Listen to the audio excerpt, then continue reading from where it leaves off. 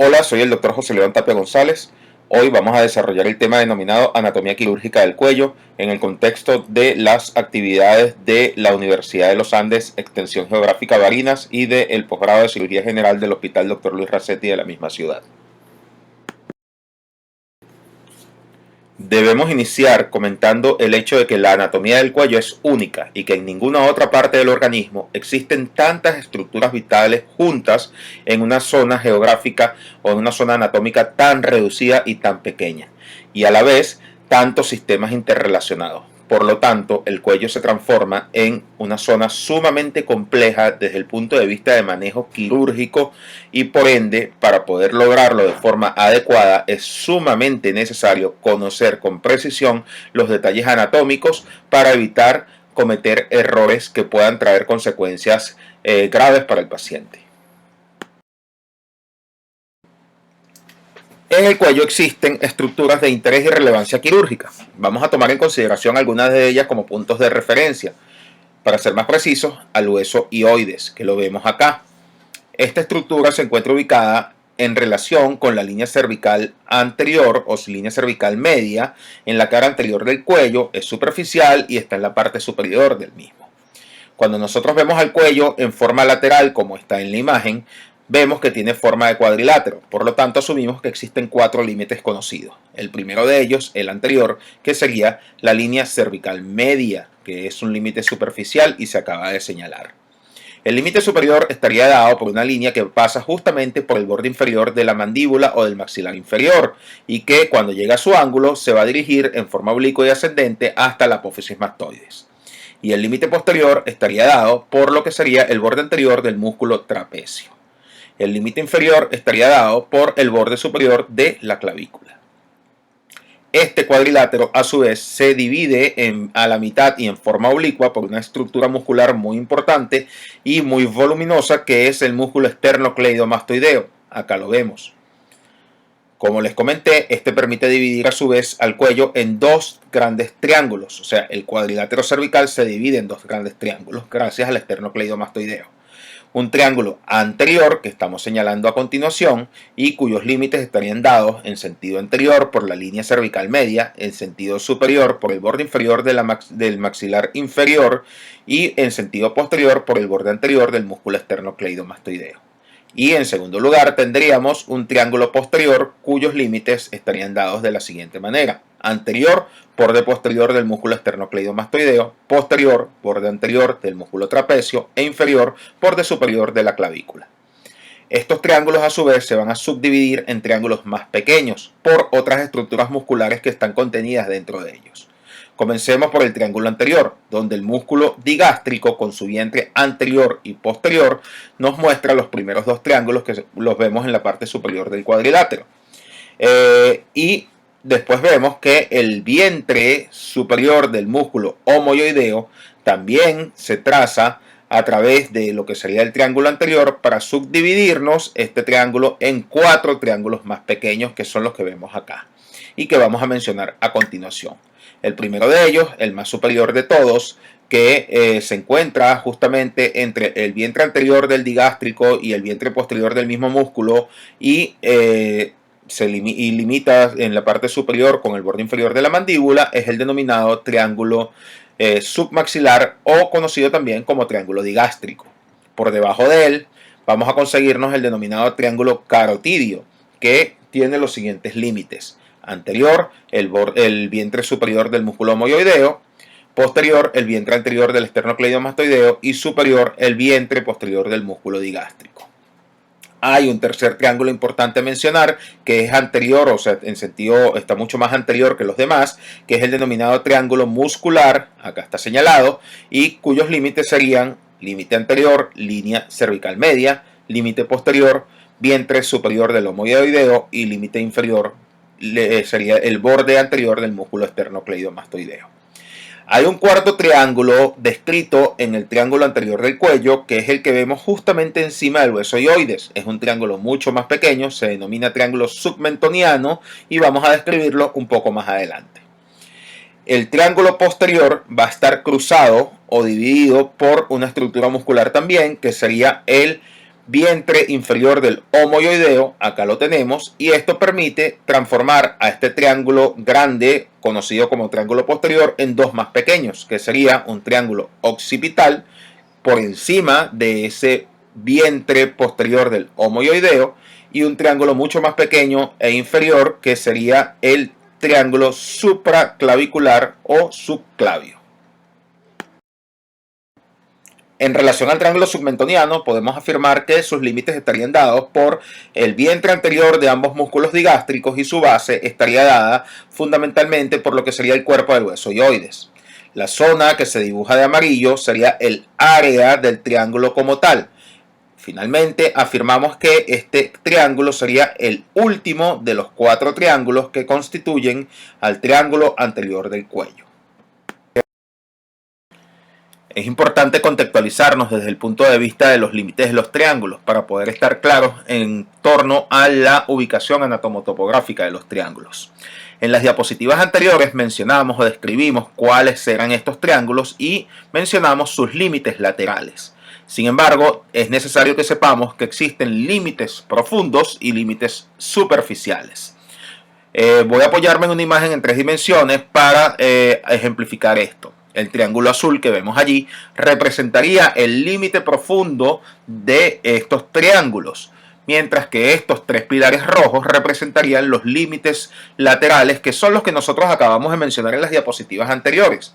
Y es importante que sepan que también existe un límite superficial que recubre la totalidad de los triángulos y que estaría representado por este último triángulo amarillo. Es un límite común a prácticamente todos los triángulos que acabamos de mencionar. ¿A qué me refiero?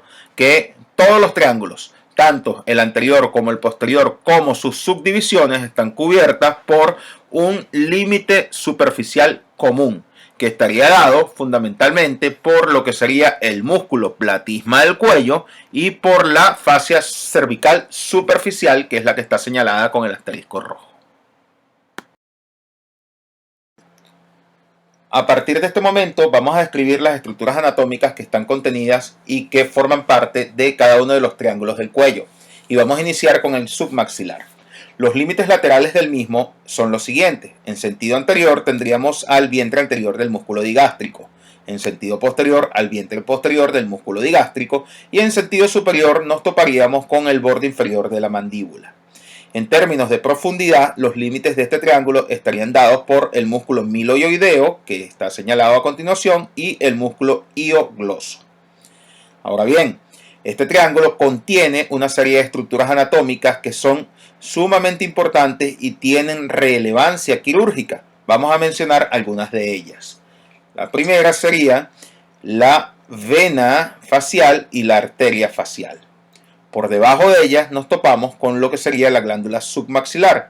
Y si bien en esta imagen no podemos observarlas, hay otras estructuras que están más profundas y que forman parte del contenido del triángulo submaxilar, como lo son la arteria carótida externa e interna, la vena yugular interna, los ganglios linfáticos cervicales profundos a este nivel, el nervio vago, que es muy importante, y también los ganglios linfáticos submandibulares. Un poco más hacia abajo, dentro de los límites del mismo triángulo, nos topamos con las siguientes estructuras que están señaladas en este momento y que vamos a ampliar, que serían el nervio hipogloso, que está allí señalado, y justamente por debajo del nervio hipogloso nos encontramos con la vena lingual y la arteria lingual. Esta zona en particular también recibe el nombre de triángulo y sería como una subdivisión del triángulo submaxilar, y sería el triángulo de Pirogov, y los límites estarían dados en sentido superior por el nervio hipogloso, en sentido anterior, como vemos en el recuadro rojo, la estructura muscular que está más hacia la parte anterior, que sería el músculo miloioideo, y en sentido posterior, el vientre posterior del músculo digástrico. Entonces, como les dije anteriormente, este triángulo se denominaría triángulo de Pirogov y la relevancia quirúrgica del mismo es que nos permite ubicar a la vena y a la arteria lingual. Es importante mencionar que existen múltiples intervenciones quirúrgicas que se realizan en el contexto de las estructuras anatómicas descritas en el triángulo submaxilar. Por ejemplo, podemos decir que las cirugías de glándula submaxilar prácticamente se realizan en su totalidad a este nivel, y es por esto que existe una relevancia quirúrgica fundamental en términos del conocimiento anatómico de todas las estructuras contenidas a este nivel. En relación al triángulo submentoniano, podemos decir que sus límites estarían constituidos por el vientre anterior del músculo digástrico en forma bilateral y en sentido inferior por el cuerpo del hueso hioides. En términos de profundidad, el límite está dado por el músculo miloioideo. El contenido de este triángulo es fundamentalmente linfático y nos referimos a los ganglios linfáticos submentonianos que forman parte del denominado collar cérvico-facial, que son ganglios linfáticos superficiales del cuello. También a este nivel se pueden describir en algunas ocasiones pequeñas estructuras venosas que pueden unirse para formar las denominadas yugulares anteriores, venas yugulares anteriores. A continuación vamos a hablar con respecto al triángulo carotidio y vamos a recordar sus límites. El anterior estaría dado por el borde posterior del vientre superior del homoioideo. El posterior por el tercio medio del borde anterior del músculo esternocleidomastoideo. Y el superior estaría dado por el borde inferior del vientre posterior del músculo digástrico. Ahora, en términos de los límites profundos, podemos mencionar a las siguientes estructuras. El músculo tiroideo, el músculo constrictor inferior de la faringe, el músculo constrictor medio de la faringe y el músculo largo de la cabeza. En términos de contenido, el triángulo carotidio tiene estructuras anatómicas de mucha relevancia quirúrgica, que podemos dividir en estructuras de origen vascular, nervioso y linfático. En la imagen podemos observar en este momento el componente venoso y el componente arterial de las estructuras vasculares del triángulo carotidio. Con fines prácticos vamos a eliminar temporalmente el componente venoso y nos quedamos con el arterial para describir cuáles son las principales estructuras allí presentes.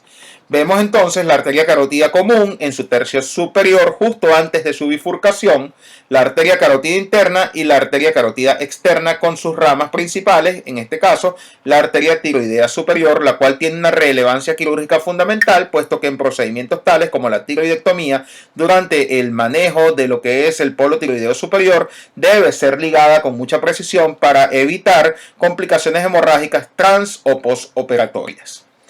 Desde el punto de vista del componente venoso, vemos que superficialmente el triángulo carotidio es atravesado por la vena yugular externa y en términos de profundidad nos topamos con la vena yugular interna, con algunos de sus afluentes como lo es la vena tiroidea superior que va en conjunto con su homóloga arterial y que ya mencionamos cuál es su importancia quirúrgica.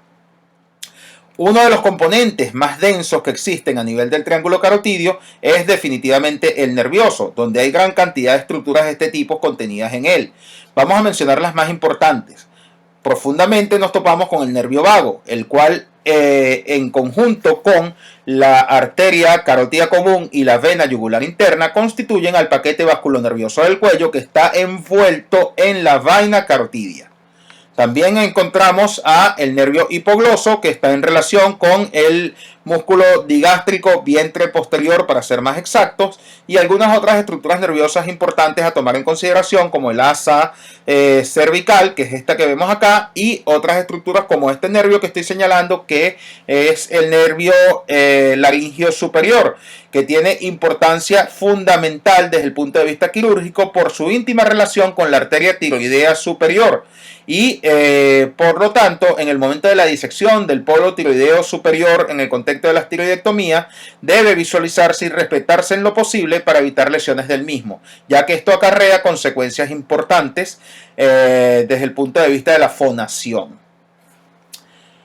Finalmente vamos a hablar del componente linfático, que también es bastante denso en el contexto del triángulo carotidio, y podemos mencionar a la cadena yugular interna, que son ganglios cervicales profundos del cuello que reciben el drenaje de niveles más superficiales. Y tiene una importancia quirúrgica fundamental, ya que esta cadena es frecuentemente disecada en el contexto de cirugías oncológicas, donde la determinación o la disección de esta cadena permite establecer el grado de metástasis linfáticas que puedan tener estas lesiones tumorales neoplásicas o nos permite también establecer pronóstico en términos de supervivencia del paciente. Como les dije anteriormente, esta es una cadena profunda y que recibe el drenaje linfático de los ganglios más superficiales del cuello.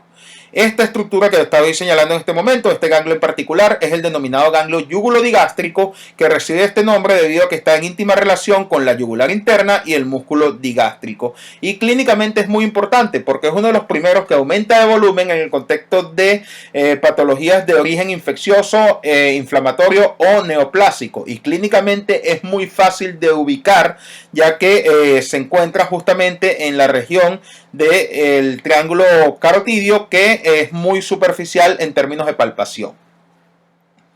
Aquí podemos observar el gran componente o todos los componentes que contiene el triángulo carotidio y nos podemos dar una idea de lo denso que es este triángulo en términos de estructuras que están en él y por ende la importancia que tiene el conocimiento anatómico de cada una de ellas a la hora de hacer una intervención quirúrgica que involucre al triángulo carotidio. Otras estructuras importantes que deben ser mencionadas en el contenido del triángulo carotidio son el seno carotidio, que no es más que un varoreceptor localizado en los primeros milímetros de la arteria carótida interna cuando se origina a partir de la carótida común. Es una zona de dilatación que se observa clínicamente allí. Fíjense, esta zona de acá que se ve más dilatada corresponde justamente al seno carotidio. Allí la señalamos. Y lo importante es que participa en la generación de un reflejo que, junto con otros varoreceptores, quimioreceptores, aferencias simpáticas y núcleos del tallo cerebral, regula funciones cardiovasculares y respiratorias que mantienen en equilibrio la presión arterial y, por tanto, la perfusión adecuada de los órganos. La otra estructura que se encuentra en relación con el seno carotidio, muy cercana a él y que debe ser mencionada porque forma parte también del triángulo carotidio, es el cuerpo carotidio, que no es más que un conjunto de células situado en el cuello, en la bifurcación de la carótida, donde esta arteria se divide en carótida interna y carótida externa. El cuerpo carotidio prácticamente cabalga a la bifurcación de la carótida y es esta pequeña estructura amarillenta que vemos acá que se va a tornar de color azul en este momento. La importancia que tiene es que su función es la de actuar como un quimioreceptor de la sangre, detectando su nivel de oxígeno y participando en la regulación de la respiración. El cuerpo carotidio puede ser origen de tumoraciones que pueden ameritar procedimientos quirúrgicos importantes y que se van a mencionar en clases posteriores.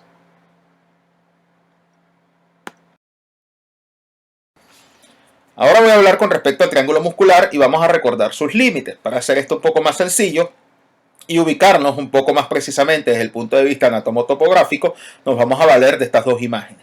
La imagen pequeña que está del lado izquierdo corresponde a una visión lateral del cuello, mientras la central corresponde a una visión anteroposterior. Entonces, el límite posterior del triángulo muscular estaría constituido por lo que sería el vientre superior del músculo omoyoideo. El límite inferior estaría constituido por lo que sería el borde anterior del músculo esternocleidomastoideo en su tercio inferior y el límite anterior estaría constituido por la línea cervical media, que es una línea bastante superficial. En términos de profundidad, vamos a ver que el límite es el músculo tiroideo, que se está reflejando en este momento en la imagen, y podemos observar en la visión central, que sería la visión anteroposterior del cuello, que este triángulo tiene dos triángulos musculares realmente, un triángulo muscular del lado derecho y un triángulo muscular del lado izquierdo, que están divididos por un límite común, que en este caso sería la línea cervical media.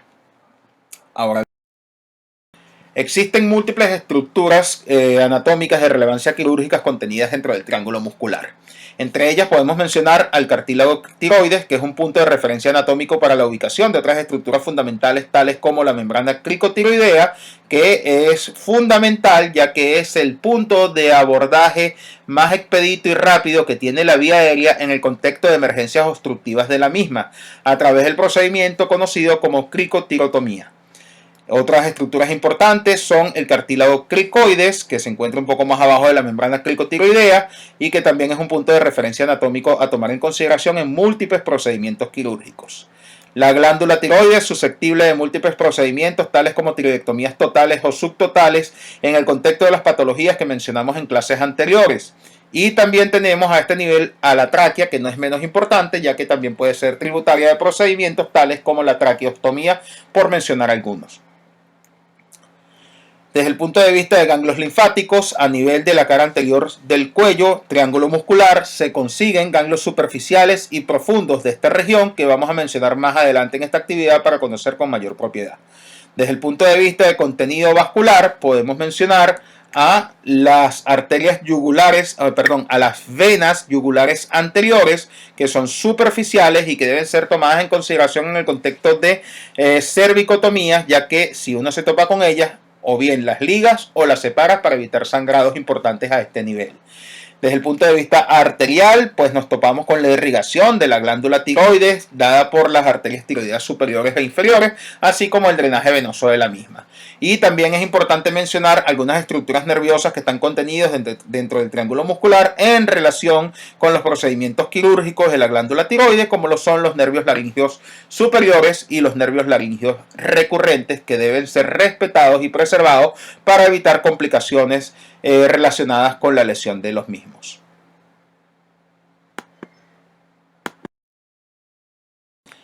Pasando al triángulo posterior, vamos a recordar los límites del mismo.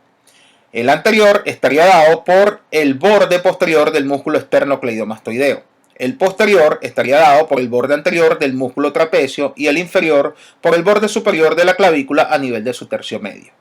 Este triángulo posterior es atravesado por el vientre inferior del músculo homoyoideo, que lo divide en dos triángulos más pequeños, que serían, en sentido superior a este último, tendríamos al triángulo occipital y por debajo del vientre inferior del músculo homoyoideo al triángulo supraclavicular.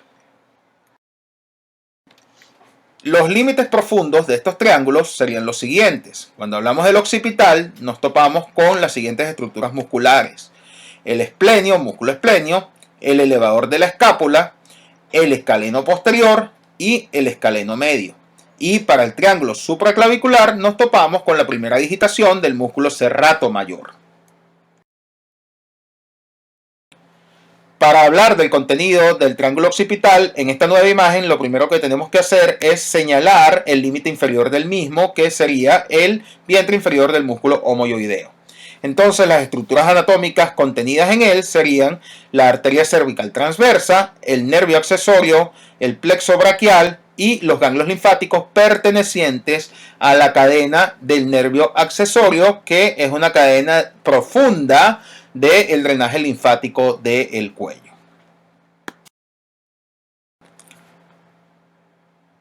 Finalmente vamos a hablar con respecto al triángulo supraclavicular, y para poder establecer sus límites vamos a superponer en la imagen las siguientes estructuras: músculo esternocleidomastoideo y vientre inferior del homoyoideo. Entonces los límites se pueden establecer de la siguiente manera: borde inferior del vientre inferior del músculo homoyoideo, borde superior de la clavícula y borde posterior del músculo esternocleidomastoideo. Como vemos, es un triángulo bastante pequeño, pero a pesar de ello tiene un contenido muy importante en términos de estructuras vasculares y estructuras nerviosas. Así pues, podemos nombrar que en él se encuentra contenido la arteria subclavia, su tercera porción, también el plexo braquial, que son estas estructuras amarillas claras que se ven en la imagen, y también la arteria y la vena supraclavicular, así como nódulos y vasos linfáticos propios de la región, que cuando están aumentados de tamaño en el contexto de patologías neoplásicas se debe sospechar de inmediato de carcinoma nasofaríngeo.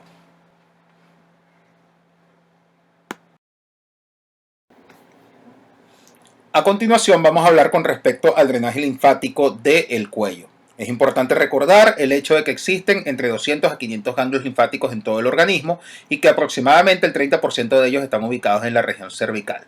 También debemos recordar que hay unos 50 ganglios linfáticos cervicales a cada lado de la línea media. Por lo tanto, son una causa común de tumoraciones o aumentos de volumen a este nivel. Y el origen normalmente es de tipo inflamatorio, infeccioso o neoplásico. Desde el punto de vista anatomotopográfico, debemos dividir al cuello en caras laterales, derecha e izquierda, y cara anterior.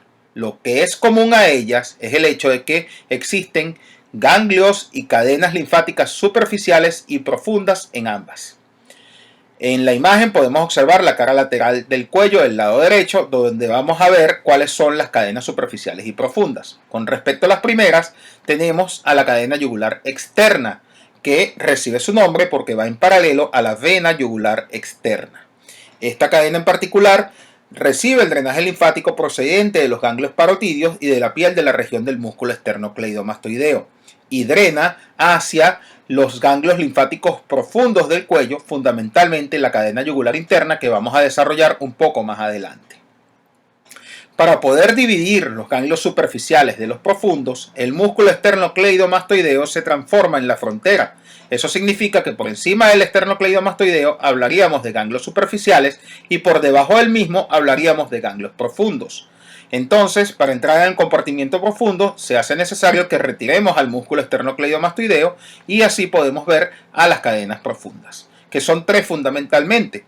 La primera de ellas sería la cadena del nervio accesorio que acabo de señalar. Recibe este nombre porque va en paralelo al nervio accesorio y ella tiene la particularidad de que va a drenar el contenido linfático procedente de los grupos occipitales mastoideos y de los músculos de la nuca.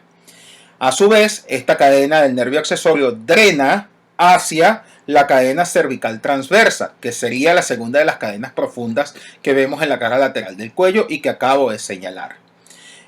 Como dije anteriormente, ella recibe el drenaje linfático procedente de la cadena del nervio accesorio y también puede recibir drenaje linfático de la cadena del nervio recurrente y va a drenar su contenido hacia la gran vena linfática del lado derecho y hacia el conducto torácico del lado izquierdo, que finalmente drenarán hacia el sistema venoso. La tercera de las cadenas que debemos mencionar en términos de los ganglios profundos es la cadena yugular interna, la cual es sumamente importante puesto que tiene un gran número de ganglios que se disponen a lo largo de la vena yugular interna y tiene la particularidad de que va a recibir el drenaje linfático procedente de los grupos superficiales ubicados en la porción anterior de la cabeza y del cuello.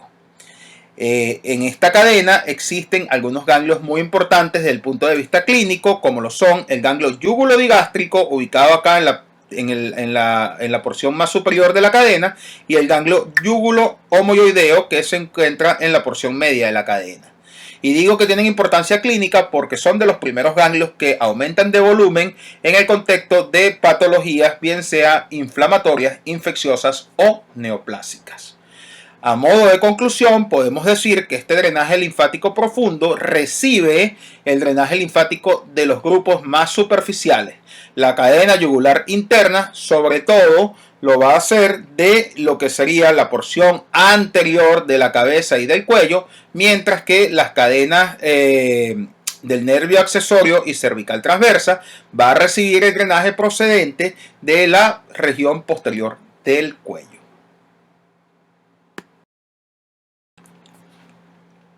En la cara anterior del cuello, al igual que en las laterales, existen cadenas superficiales y cadenas profundas de ganglios linfáticos. Con respecto a las superficiales, la cadena yugular anterior, que estoy señalando en este momento, se transforma en la que recibe el drenaje linfático de la región superficial de la cara anterior del cuello.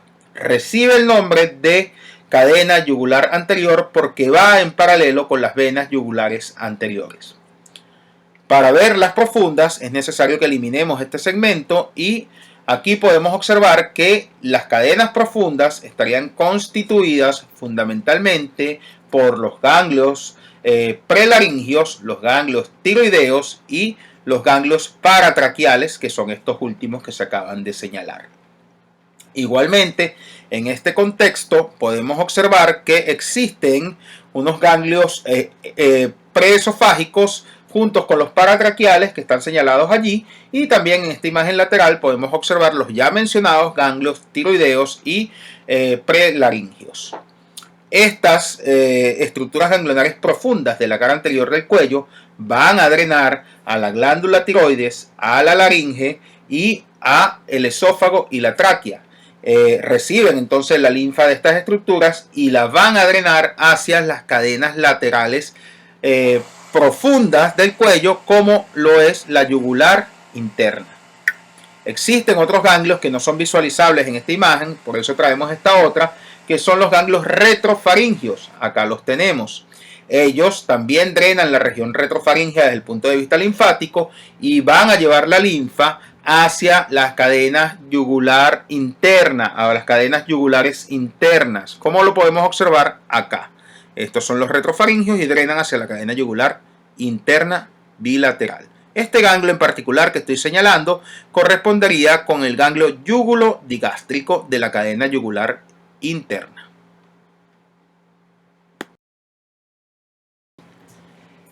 El collar pericervical es un conjunto de ganglios linfáticos superficiales que se encuentran ubicados a nivel de la zona limítrofe entre la región cefálica y la región cervical. Ellos son capaces de drenar la linfa procedente de las diferentes zonas de la cabeza y están subdivididos a su vez en 6 grupos. El primero de ellos sería el occipital, que drena la linfa procedente del cuero cabelludo hacia la cadena del nervio accesorio. Tenemos también el grupo retroauricular, que drena la linfa procedente del pabellón auricular, conducto auditivo externo y cuero cabelludo, también hacia la cadena del nervio accesorio. Tenemos los ganglios parotidios, que drenan la linfa procedente de mejillas, párpados, la misma glándula parótida, y va a drenar fundamentalmente hacia la cadena yugular interna.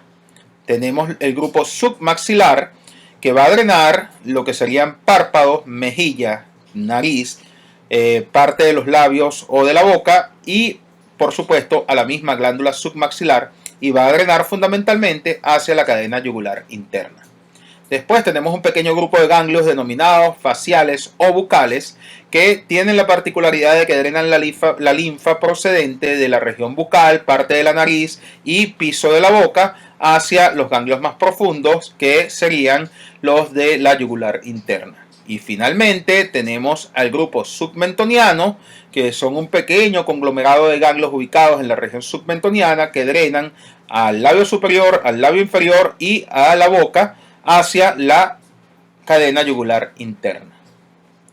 Aprovechamos esta imagen para mencionar y ver nuevamente lo que sería el collar pericervical, y de inmediato vamos a ver también lo que corresponde a los ganglios más prominentes de la cadena yugular interna, como lo son el ganglio yugulo-digástrico, que, como les dije anteriormente, debe su nombre a la relación anatómica que tiene con respecto a la vena yugular interna, y a el músculo digástrico, y al ganglio yugulo-homoioideo, que debe su nombre a la relación con la vena yugular interna y al músculo homoioideo, fundamentalmente su vientre inferior.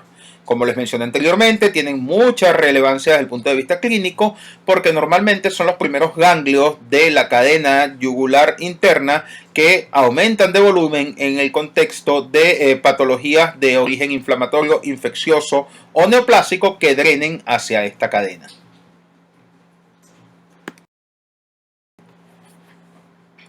Quiero hacer un resumen del funcionamiento fisiológico del drenaje linfático del cuello, y es importante que recordemos el hecho de que los ganglios linfáticos de los niveles superficiales, anteriores y laterales, bien sea del collar pericervical, yugular externa o yugulares anteriores, drenan a los ganglios más profundos o a los niveles más profundos, que en este caso estarían representados por la yugular interna, transverso del cuello, nervio accesorio, pretraqueales, tiroideos, paratraqueales y retrofaríngeos.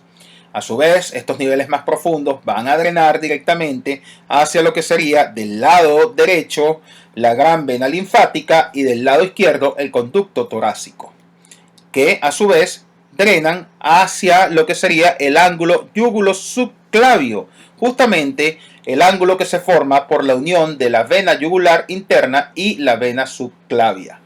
Aquí en esta imagen podemos observar cómo en el lado derecho ese drenaje corresponde a la gran vena linfática que va a drenar la linfa procedente de la región del cuerpo que está coloreada con un verde más oscuro, o sea, el tórax del lado derecho, el miembro superior derecho y todo lo que correspondería a la parte derecha de cabeza y cuello.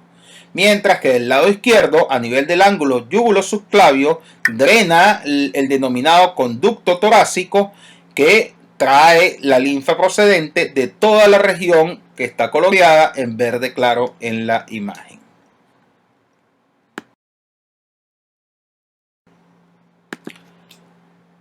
Todos los grupos ganglionares que hemos descrito hasta ahora con fines oncológicos se reúnen en 7 niveles que permiten establecer el patrón de diseminación linfática de las diferentes neoplasias de la cabeza y del cuello. El nivel 1 corresponde a los ganglios submentonianos y submandibulares. El nivel 2, 3 y 4 corresponde a los ganglios de la cadena yugular interna en su tercio superior, medio e inferior. El nivel 5 corresponde a los ganglios de la cadena del nervio accesorio, tanto superior como inferior. El nivel 6 corresponde a los ganglios del compartimiento visceral desde el hueso hioides por arriba hasta la escotadura supraesternal por debajo. Y finalmente el nivel 7, que no pertenece al cuello, pero existen ganglios linfáticos en él que pueden verse afectados por las neoplasias en esta ubicación, serían los ganglios del mediastino superior. Como les dije anteriormente, existen patrones de diseminación linfática que son bien conocidos y podemos ver algunos ejemplos de ello. Las tumoraciones o las neoplasias ubicadas en cavidad oral anterior, labio y la región nasosinusal afectan fundamentalmente al nivel 1. El nivel 2 linfático se puede ver afectado con enfermedades de la orofaringe, cavidad oral posterior, laringe supraglótica y glándula parótida. El nivel 3, región hipofaringia, glótica y subglótica. El nivel 4, subglotis, tiroides, esófago cervical. El nivel 5, nasofaringe, carcinomas de la piel, del cuello y el cuero cabelludo. Y el nivel 6, subglotis, tiroides y esófago cervical, al igual que en el nivel 7. Quiero hacer algunas consideraciones bien particulares con respecto a la anatomía en el contexto del trauma cervical. Desde el punto de vista quirúrgico, es muy importante que tengamos en consideración lo siguiente. Se debe ingresar al cuello y buscar sin vacilación los reparos puntuales que le indiquen el contenido de la zona. En ese momento, el cirujano advierte que no es posible aplicar la geometría anatómica porque el tiempo corre y el campo quirúrgico es estrecho y confuso. Entonces, lo que quiero decir con esto es que esta afirmación deja claro que en el contexto del trauma las cosas son muy distintas y no siempre podemos aplicar los conocimientos anatómicos geométricos clásicos que hemos venido viendo hasta este momento. La ubicación en superficie de las heridas no es lo más importante. Sí lo es imaginarse la extensión del daño para que la decisión quirúrgica se fundamente en la demostración del compromiso de los órganos vitales o de la sospecha fundamentada de que están afectados estos órganos vitales. No hay que dejarse engañar por lo que vemos superficialmente. Es muy probable que esa lesión superficial del cuello sea mucho más grave de lo que aparenta.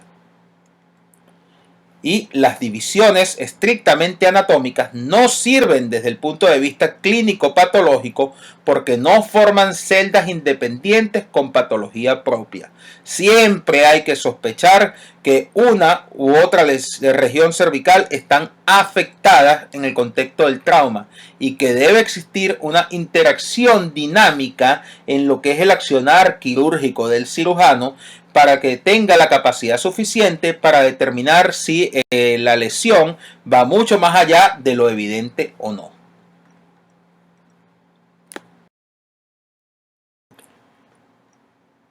Fundamentado en esto, para la cirugía de trauma existe una división anatómica del cuello que es totalmente distinta a la clásica que ya mencionamos y que tiene un valor práctico mucho más importante para el cirujano de trauma y que permite entender que las zonas en las que se divide el cuello no tienen independencia absoluta y que hay una interrelación entre ellas que es anatómica, funcional, fisiológica y fisiopatológica.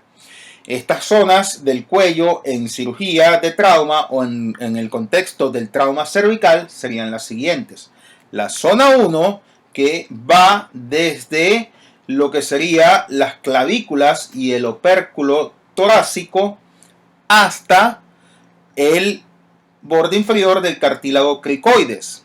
La zona 2, que va desde el cartílago cricoides hasta el ángulo de la mandíbula. Y la zona 3, que va desde el ángulo de la mandíbula hasta la base del cráneo. Cada una de estas zonas tiene un contenido en particular que puede ser relacionado desde el punto de vista anatómico con las lesiones a este nivel. Así pues, en la zona 1 podemos ver que existe tráquea, esófago, tiroides, grandes vasos, conducto torácico, gran vena linfática, plexo braquial, mediastino superior y los ápices pulmonares. En la zona 2, fundamentalmente encontramos las carótidas, las yugulares, las arterias vertebrales, faringe, laringe, tráquea, esófago y estructuras nerviosas importantísimas. Y en la zona 3 también podemos observar que existe la carótida extracraneal distal, las arterias vertebrales y las yugulares internas.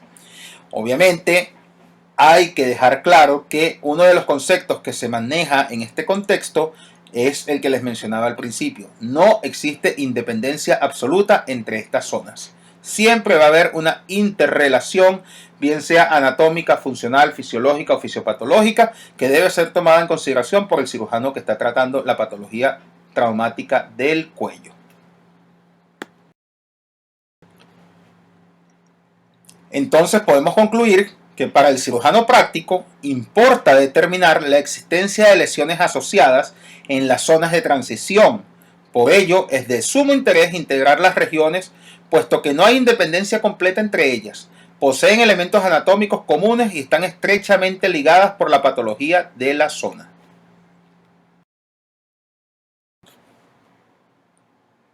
Quiero terminar la actividad recordándoles el hecho de que el cirujano debe tener un adecuado conocimiento de la anatomía, fisiología y fisiopatología que le permita ofrecer a su paciente una respuesta terapéutica satisfactoria.